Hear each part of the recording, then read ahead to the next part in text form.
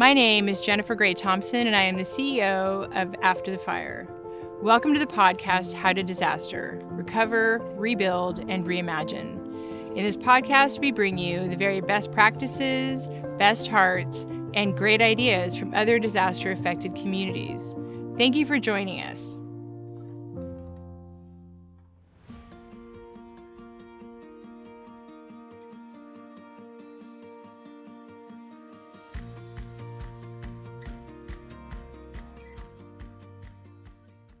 Welcome back to the podcast. Today, I'm excited to welcome to our show the co-founder and CEO of SBP, also known as St. Bernard Project, based in New Orleans, Louisiana. Zack Rosenburg and his wife, Liz McCartney, started St. Bernard Project about 17 years ago in response to what they saw post-Hurricane Katrina. Today, SBP is one of the leading national organizations really working in the space of disaster from a holistic standpoint. And they also build houses, and we're going to talk about that. This whole thing started post-Hurricane Katrina when the two of them were living in DC, and Zack was working as an attorney, and they decided they would spend their 2-week vacation actually going to New Orleans to try to help.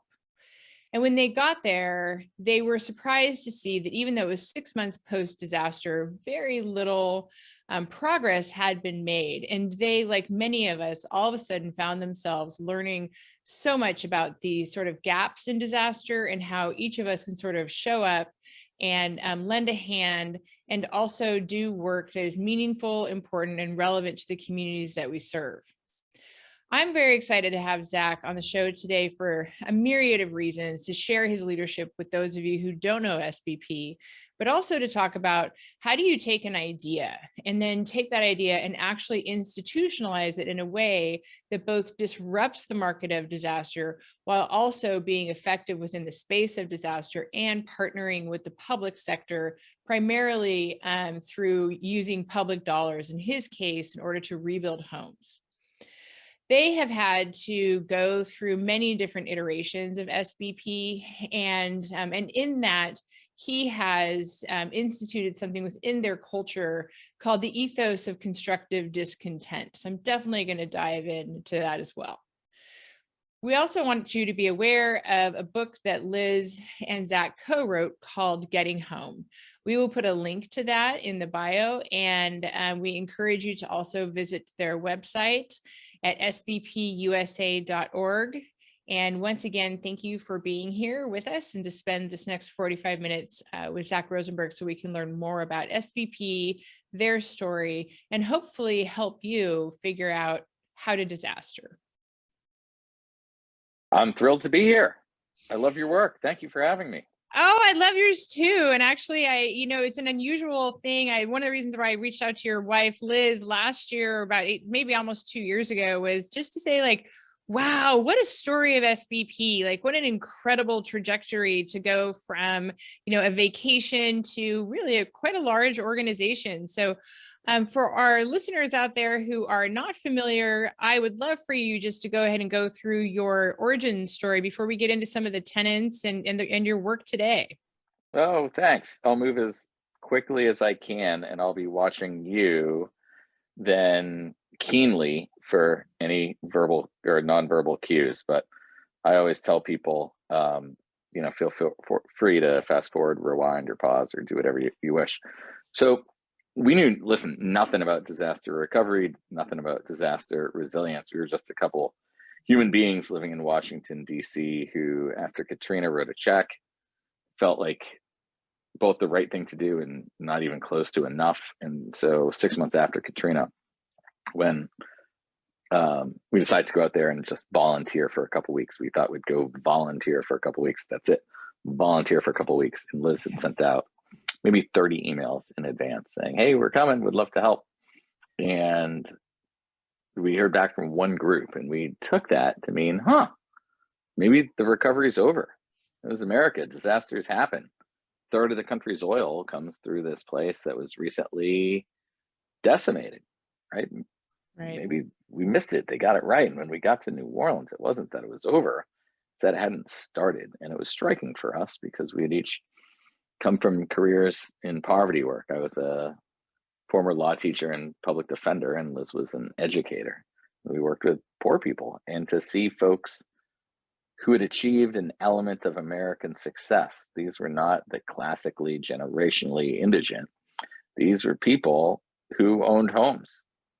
You know, and we're taught in America, if you work hard, you own a home, things can get but so bad. And that's what we thought, at least. And here are these folks, teachers, police officers, veterans, steel workers, like the heart of America, the lucky of whom were living in attics and cars and garages, and others were jammed 5, 6, 7, 8 into FEMA trailers. So after 2 weeks, we thought, we can't just tell these people good luck, have a nice life. Figured, all right, we'll do what we know how to do. We'll see who's building houses, and we'll go raise money for them back in Washington, D.C. And when we went to all the big groups, and this is, I think, a moment for us. We said, when's the building going to start? We'll raise some money for you. And they said, well, listen, disaster recovery has been done the same way for 30 years. Now it's 47 years, although we don't do it the same way. We've done it the same way for 30 years, can't change. Building's the third phase, got a bat in order. And so we kindly, maybe not, said, pound sand, we'll figure it out. It's not good enough. We had no grand plans, like we didn't know anything. We were just young and maybe a little bit entitled. And so to fast forward, we moved to New Orleans. We found this woman who had time before she went to the Peace Corps. She became the volunteer coordinator, and soon America's greatest asset, which is our commitment to others, to solving problems, inundated us. Tons of volunteers. Habitat ended up giving us tools, and off we went building houses. And so within the first 14 months, we had completely rebuilt 88 houses, while the traditional long-term recovery committee apparatus, well-intended, rule followers, and rules they didn't even have to follow, like self-imposed rules, rule followers had allocated funding for 13 houses. So that's how SBP got our start. Let me pause so I'm not the only one talking. So I was really interested, especially because I love the audacity of it, but I also loved, because I can certainly relate to that. Like, I've only been in this space for, this is going into my 5th year. It's been 4 years, 2 months, and like 3 days, right? So I can count it all. But I really appreciate the fact that you talk about how you were sort of shocked by not only the lack of progress, but really the lack of functionality. It isn't because intentions weren't good. It's because we do get bogged down in process and inputs. And so much of the work of philanthropy is about, and the government, is process and inputs. And so you talk about building an ethos of constructive discontent. And so can you talk about, like, how was that informed from your first 2 weeks as a volunteer, or when did that come to be part of the main ethos of SBP? Yeah, thanks for zooming in on that. So the notion of constructive discontent came after we got our ass kicked by Toyota in the most caring, constructive way you could ever imagine. So 4 or 5 years in, after we had built hundreds of houses and after we had sort of plateaued at being able to do 100 houses a year, give or take, we were fortunate enough to meet the leader of Toyota's foundation. And we were, I guess, fortunate enough to know some things about the Toyota production system. So rather than ask for money, we asked for advice. We said, hey, we'd love to learn how to build houses, because that's all we were thinking about back then. We'd love to learn how to build houses the way Toyota's building cars. And so Toyota has this entity called TSSC that's a training program. Back then, it was mostly for-profit companies, raise efficacy in industry, even with competitors, but they were, just starting to work with nonprofit groups too. And we were one of the so we had to apply. And in applying to work with Toyota, they came down and they asked us some questions, and we got all of them wrong. They asked Liz, hey, in construction, are you ahead or behind? And she said, of what? Then they asked me if we talk about problems, and I said yes, while the whole staff was shaking their heads no.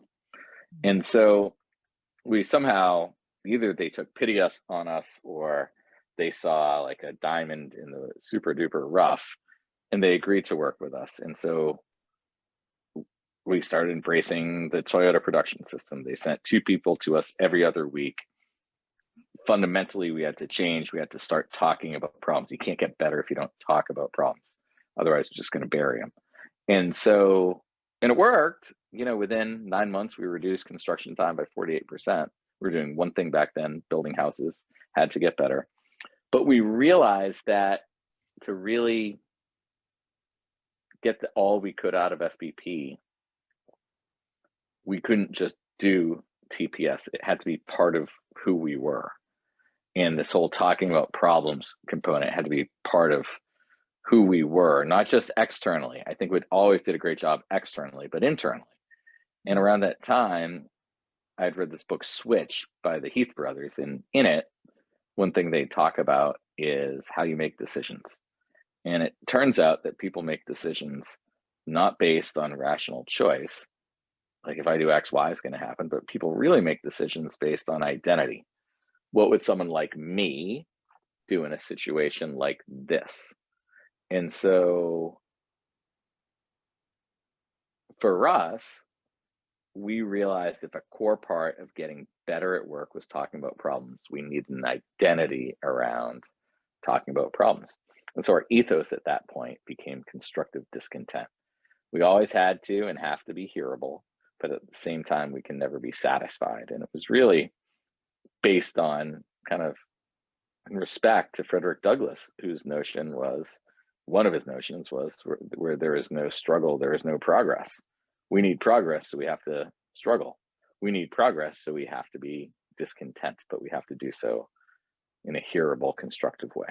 Does that resonate? Or it totally resonates. And I actually, I think sometimes, and I would like to hear your thoughts on this, that sometimes within bureaucracies, and I happen to love government, I have an MPA, so obviously I've invested even in it, but in the nonprofit world, because we do spend so much time chasing inputs and funding over mission, and our mission then suddenly starts to look like whatever our funding stream wants it to look like. So it's a very hard place to disrupt.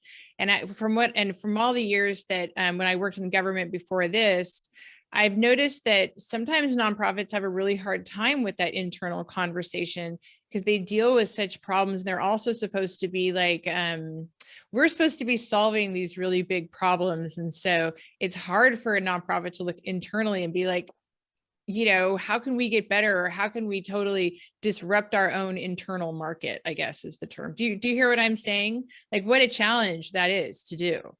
Yeah, totally. And we think if we're serious about our work, that's what we have to do. So for-profit companies, you exist for one reason, to make money. Right. And you can be satisfied with a certain rate of return. If your target's 12%, you're hitting 12%, arguably you don't have to do any better. I think you do. Arguably you don't have to do any better. But the only reason nonprofits exist is to ameliorate untenable situations, right? Yes. The only reason nonprofits exist is for the client population. And unless you've eradicated the problem, you got to get better.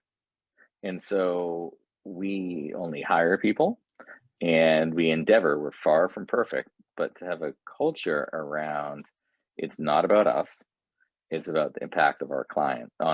And we have a whole host of values tied to it, whether we have a notion, a value called steering through turbulence.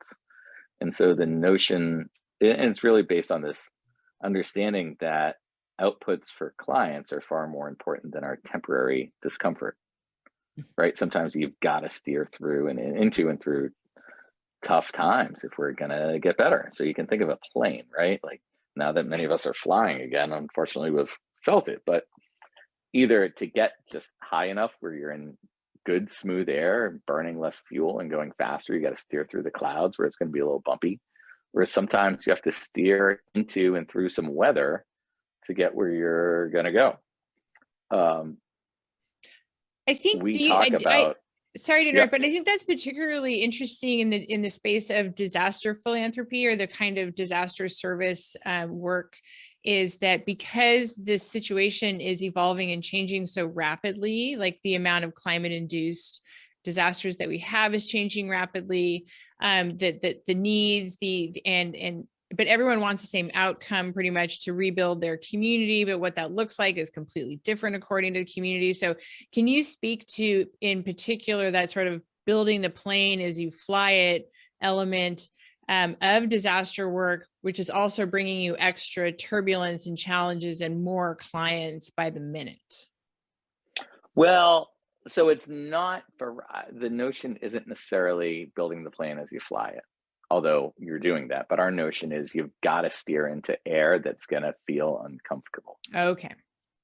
Do you know what I mean? Yeah, I So do. you've Yeah. got to go like the bumpy doesn't feel good. The bumpy can be scary, but if you're going to get to the greater efficiency, if you're going to get to where you're going to go, you got to steer into those clouds. You got to steer into the nasty weather. We just think that's if you're going to take on this role of trust with people and in a community or to serve other folks, and the only reason the nonprofit exists is to make the world work better, you got to be willing to be uncomfortable. Now, it has to be the right kind of uncomfortable, and we haven't always gotten that right. But it's uncomfortable because you're trying things, because you're being innovative. You got to convince someone. It's new, it's scary. Maybe you'll fail. But I may have to call you monthly, Zach, because I've been doing this for only a little over 4 years, and I feel like I am always steering into turbulence and trying new things. And I'll wake up in the middle of the night, I'll be like, "That's scary. I'm crazy, but you know what? I think that's what's really needed. So I'm going to do it anyway." But there are some white knuckling moments, and so I love the fact that that's a part of your culture, and it sort of soothes me in this weird way. oh yeah, call anytime. I mean, I think we're on the right track. And it sounds like, listen, we need people who are in a career for a long, long time, no doubt about it. Rarely, however, in any field does the innovation come from those who have been doing it for a long time. Right. So how do you keep that fresh though? It's just, I feel like it's only been like in the past 18 to 24 months, especially since we changed our name. That was very helpful for people. But people all of a sudden get what we do. And I was having a hard time convincing them of what it was before, because we don't go in and lead disaster recovery. We go in and we support local leadership because we believe that they are the best equipped, and they have the relationship. Since their community, they will be living in it in, the 7 to 10 years it can easily take to recover, if you do, from a mega fire disaster. But that sort of supporting of local leadership, and that's been hard for people to understand. Have you seen a change at all in the understanding of organizations like yours, which is much bigger than mine, and you build homes, but in the past 2 years at all, or any change in the market there? So I was on a phone call today with a retired US Senator talking about all the infrastructure money and resilience money that's coming out there. And we're in this time when actually there's resources out there. However, the communities that are going to win aren't necessarily the most needy communities. They're the communities that have the capacity. They're the communities that have the wherewithal to ask for it in the right way.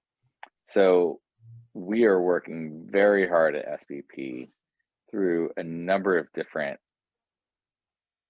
programs on supporting local capacity, both in blue sky days and then after disaster, really to get the government to re-seize the institutional actor advantage. Right now, the institutional actor advantage is held not by city and state governments, but by the contractors, not the builder contractors, but the program design implementers who are doing this stuff every day. They're not bad people. They exist to make a profit. And so they're going to structure the rules of the games and the contracts that are going to be in their best financial interest.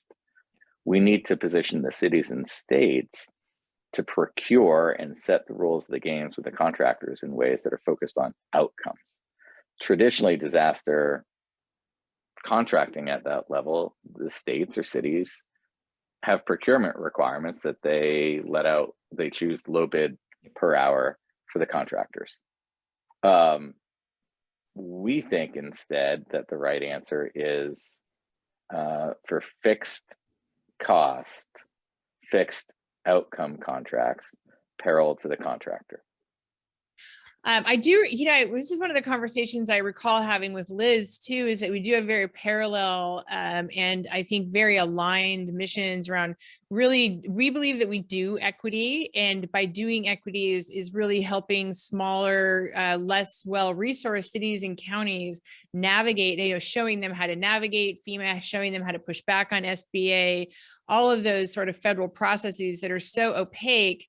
Unless you are a very well-resourced county like the one that I live in, which is Sonoma County, they hired a big firm and they just took care of all of that for them. But that's just not really the capacity issues, and especially in heavily rural communities, are just gross inequities in the system. So I love hearing that from you. Yeah, and ideally what we're going to do is create a marketplace where the contractors that are behaving in the ways that are most loyal to outcomes for clients, not merely compliance, are going to be the contractors that get the jobs or most jobs in the future. So part of it is teaching the municipalities and the cities and the states what to look for. And if we can create that marketplace, then it's a pull, not a push. Or it's a push, I think it's a pull, not a push. That would certainly, upend the current system. But I think that because we are very happy to see all these spigots sort of turned on from the top, and we see this from the federal level in particular, and then of course that always trickles down through the states and the counties. But the capacity to actually access those funds is not being increased from the bottom. And so it sounds like that's what you're also talking about, is that if there are contractors coming in, like, who are the good actors, who care about the local community, that are outcomes based. But we would love to see it's almost like a simpler system that would use some of the technology of 2022 to allow for these smaller cities and counties to access funds, because especially and then there's match issues.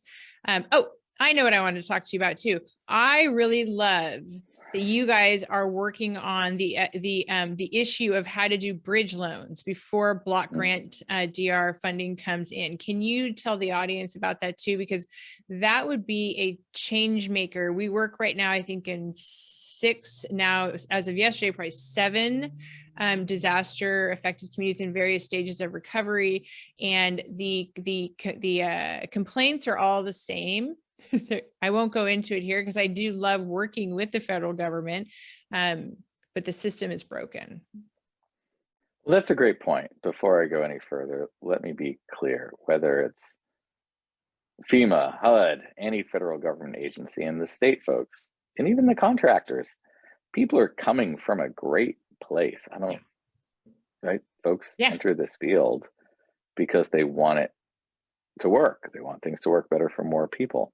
I think we get lost, as in any industry, when there's a loyalty to how things have always been done rather than a focus on outcomes. And that's human.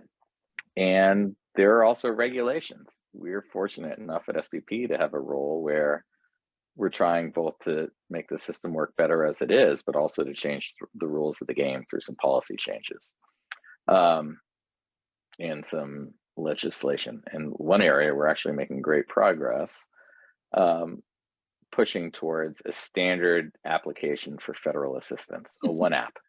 So instead of people having to apply separately for HUD and for FEMA and for SBA, there'd be a one app, kind of like FAFSA, that's pre-populated with information that the government already has. So we're making this progress there. You asked about the bridge loan. So I know but for the listeners, the first federal money that comes out the door is the FEMA money, and that it's supposed to come out. I'll get 2 people and a fair amount in the first 6 months. Takes a year. Too many people don't get what they deserve or give up because of a bureaucratic and cumbersome process. We can talk about that separately. The next moment when the federal dollars arrive is when the HUD CDBG funds get there.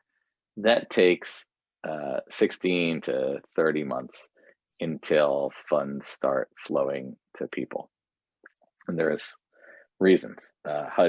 Congress has to allocate or allocate funds to HUD. HUD has to publish rules for how the funds can be spent. States and cities have to come up with a plan to work within those rules that HUD has to approve. And then once the plan is approved, cities and states can hire contractors. Yeah. There are 3 mechanisms, by and large, that HUD supports and permits to fund rebuilding, or for dollars to flow through rebuilding. One is the state or city will pick a contractor for the homeowner. 2 is the homeowner picks a contractor and gets them certified to participate in the program. 3 is reimbursement. You spend your own money as soon as you can, and then you apply for reimbursement once the programs are running. Hands down, by multiples, the most efficient, least expensive, gets to most people model of distribution is reimbursement. However, by its very definition, reimbursement only works for people who have money. There are socioeconomic and racial equity implications of this. So there's a great model, but it only works for people who have money. Yep. SBP is launching in Louisiana a bridge loan program that it's raising a fund, will lend funds to people who are clearly gonna qualify for the eventual CDBG program, will steward their construction. When funds are available, they'll apply and they'll reimburse the fund. We're gonna pilot it in Louisiana. HUD has been, seems to think that this is an appropriate mechanism. The governor of Louisiana is thrilled by it. And we think that this will be a game changer, not for SBP, but for the industry. Right. We expect, after sufficient proof points, bigger players to come in, push us out of the way, and truly get to scale. Does that answer your question? It really does. And I think that people are often, who have never experienced disaster or lived in a disaster zone, very surprised by how long those funds take, and then how long a state can hold them. You know, you're really depending upon the competencies and the sort of priorities of a number of people, that it's not nearly as straightforward as one might imagine. So I do agree with you that that will be a huge game changer. And I'm hoping that in California, that, you know, we take a look over at Louisiana, same with Oregon. Oregon has actually done a really great job since 2020, pivoting to deal with the era, the era of mega fires is what we call it, because that's what it seems to be. So that's one thing. The other thing is I remember Liz and I talking about this. So about 3 years ago, we started talking in DC about having sort of a turbo tax model for cities and counties and for individual assistance that does an if then, which is very similar to the common app. Like I have a son who's 30. So obviously we went through that process when he was 18. And I was a teacher too for a decade. So it was a little bit easier on us. I was familiar with the process.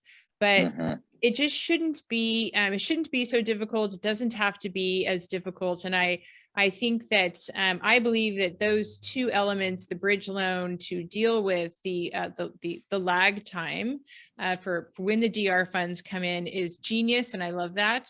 But I also really look forward to, because if you get across the line with a common app, like we're going to go dance behind you.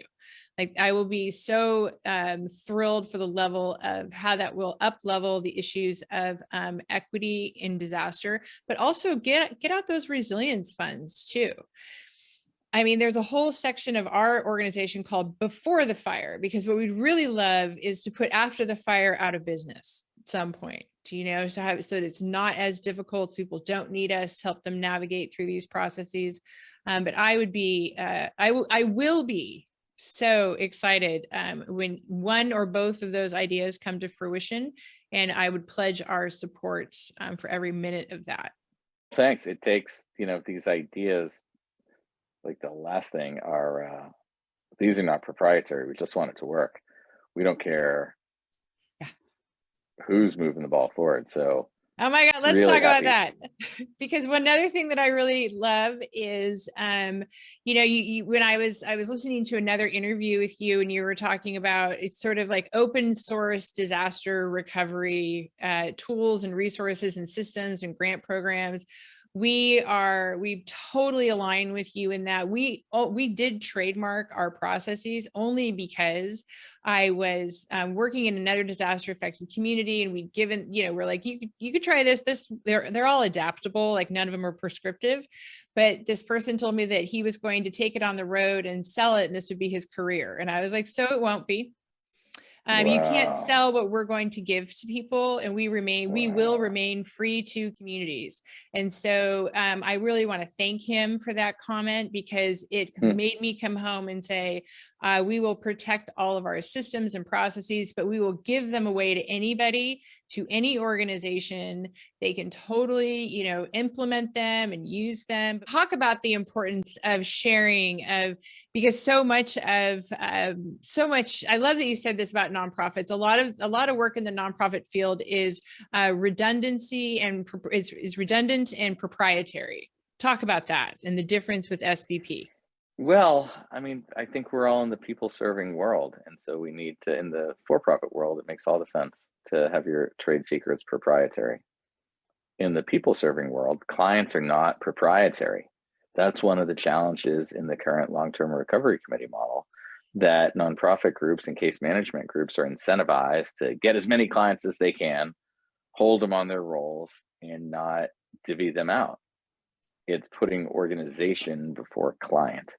We see the field of impacted and potentially impacted people as our clients. And so is what's best for the field to closet people into SPP's queue, or is what's best for the field to raise efficacy across the field, to cause others to be more efficient? And so there's a couple things that we do. SBP believes in this notion we learned from Toyota called YOKOTEN. If you do it well, share it.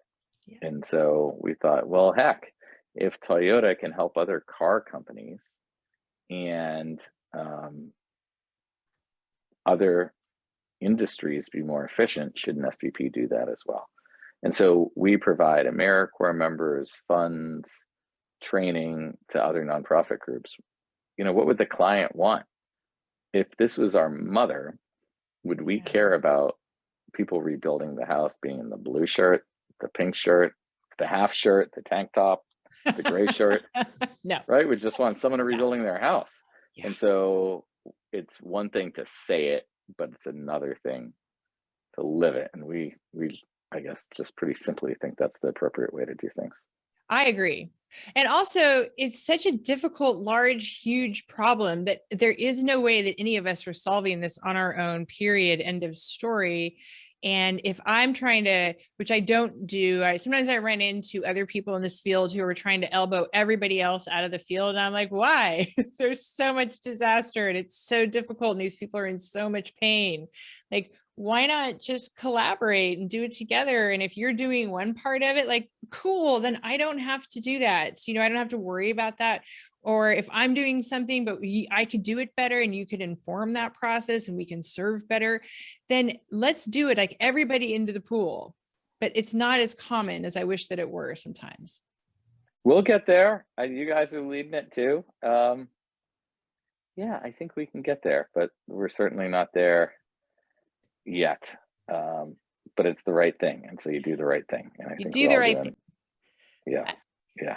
I know we only have a few more minutes. I want to make sure that you talk about the book that you and Liz co-wrote called Getting Home. Sure. I know. Thank you. Thank you. It's weird to talk about a book you wrote, so I'm not probably the greatest advocate for it. But here was our theory, right? We wanted, in essence, if you're going to distill it, we wanted to show that if a bunch of outsiders and kind of people who didn't know a hell of a lot about anything could drive the impact that SBP has driven over the last 16 years, and we're pretty proud of it. We'll do better over the next 16, to be sure. Anyone can do this. We wanted to really embolden people to see problems and help solve them. And the book is designed to do that by talking about our journey, talk about the mistakes we made, and also how we leverage the principles of the Toyota production system to, pardon me, drive the impact that's needed. We don't mind a pun. It's okay. We'll take a All right, pun. thank you. And I'm a are father. You get a lot of dad jokes. Well, I have a 14-year-old and he loves dad jokes from his dad. So I'm subject to them all the time. It's fine. Good. Good. Not You're a problem. But dad jokes, I think, underappreciated. Underappreciated for sure. There is, though, a need for, I think that there is a need to actually memorialize the lessons so that everyone can have access to them, whether that's through a book. It's why we have a podcast. It's because it helps you meet people where they're at, whether they want to become somebody who's a disruptor in any market, particularly in disaster. And I love the fact that you also share your mistakes, because we all make them all the time. And that's how we get better, is by owning them. So I appreciate that. Well, if we don't make mistakes, we're not trying hard enough. Yeah. If everything works, we're probably being too conservative. And we're in a field together that has to get radically better. And yes. So you got to try some things. And so, I don't know, I feel like if we can be humble about what's not working, it can also give permission to other people to improve, to try and be willing to fail. There's this notion about failing harder. Yeah, it's so interesting because right before we got on this podcast, I got it doesn't matter which community it is, but I just got an email from somebody who had wanted to set up a meeting. And then after he looked at our website, what we do, he wrote me an email and he's like, let's just cancel it. I already know everything that you know. And I was like, oh, okay. I mean, nothing I can do about that. But I'm hoping that he comes back in 6 months and he says, I thought I knew everything, but I forgot the necessity of having thought partners along the way that keep us accountable and make us better, and have that sort of gentle honesty that helped you change, level up and change in year 5. But there's never any point in this work where any of us are going to have it all together or know it all. It just doesn't exist like that. So that's timeliness for me. I'm just going to share that with you. Well, I know thank you. Yeah, Zack, I really, I hope to actually meet you in person at some point, and Liz as well, to have you come out here, maybe speak at an event or convening once we're not all swimming in COVID. I think that our work and our approach is very aligned. Big difference is we don't build any homes. So I just want to be really clear. We used to be called Rebuild North Bay Foundation, and it confused everyone. So it's good that we changed. I appreciate your ethos of constructive discontent. And I really want to thank you for being on the podcast today. Can you tell people where to find out more about SBP? Yeah, thanks. And you have such a wonderful energy, and what great questions, and the work you guys do is game changing. So thanks. I appreciate that. High praise. I appreciate it from you. I really do. Truth. The website is sbpusa.org.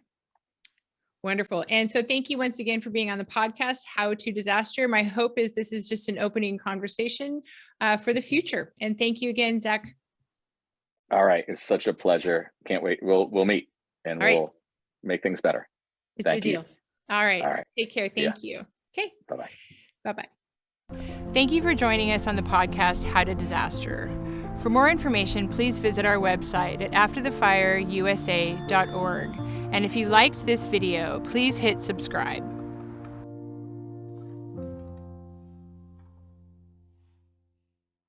Fannie Mae provides mortgage options for you and your family. If you have a mortgage owned by Fannie Mae, you may have financial options available after a disaster, such as forbearance plans, deferral of payments, lending assistance, and counseling.